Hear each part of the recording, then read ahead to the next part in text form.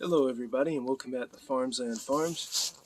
I hope you enjoyed the last video about making hay, and we've actually been using that hay to feed to our goats, and they like it pretty well. I know there was some issues about maybe they wouldn't like it, maybe they would, but it turned out to be a success. Today I thought I was going to want to do a video on chickens, but I ended up wanting to do a video on quail. So here is our quail operation. It is a 2-foot wide by 8-foot long cage, and we have about 16 birds in here. We raise a Coturnix quail, and it is an egg variety as opposed to a meat variety. They don't take a whole lot of work. You can spend less than $10 a week on them. We buy hog feed to feed them, and that hog feed costs about $20 for a 100-pound bag. And if we wanted to, we could even make it work less by getting a bigger feeder than the Rubbermaid container we have for him. To be honest, I probably should do that just so I can feed him once a week instead of 7 days a week. 7 days a week.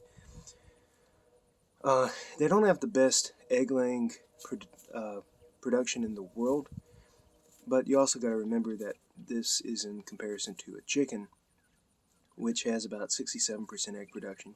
And chickens have been developed over the past century to raise their egg production. Whereas Coturnix quail, the first time I ever heard about them, I think, was in 2019. And I love animals, so I wanted to get some. But I don't think this is a fairly recent trend to use Coturnix for quail eggs.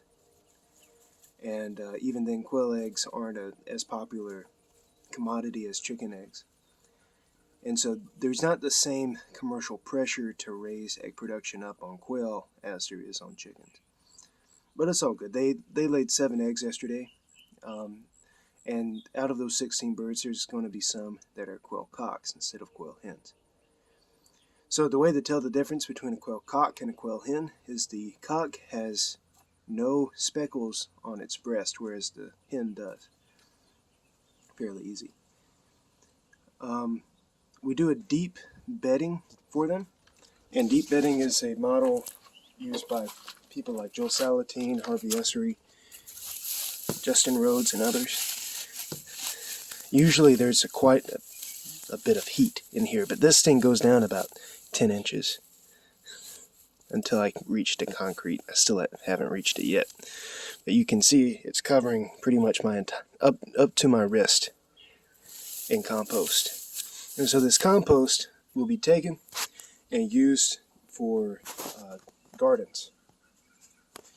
It will be used for our produce garden or ornamental garden that we're starting to build up, and then later on it will be used for our pastures as well.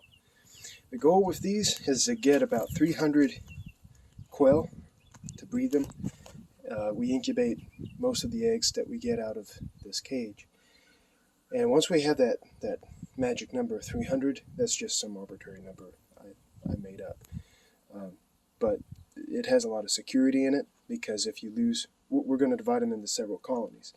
So we'll have one in the garden, or maybe a few in the garden, some in the ornamental garden, some on the pasture with goats and stuff. And once we get all those colonies, if one colony is killed off by predators, the other colonies will be safe. And that's really the biggest problem we've had, is predation. This is the 3rd time I bought quail. First 2 times they got killed off. I think the 2nd time was by my mom's cats, but she denies that. The second problem we've had is them flying out, or really jumping out. They can't really sustain flight, but they jump really high. But they are very cute little birds. I really enjoy raising them.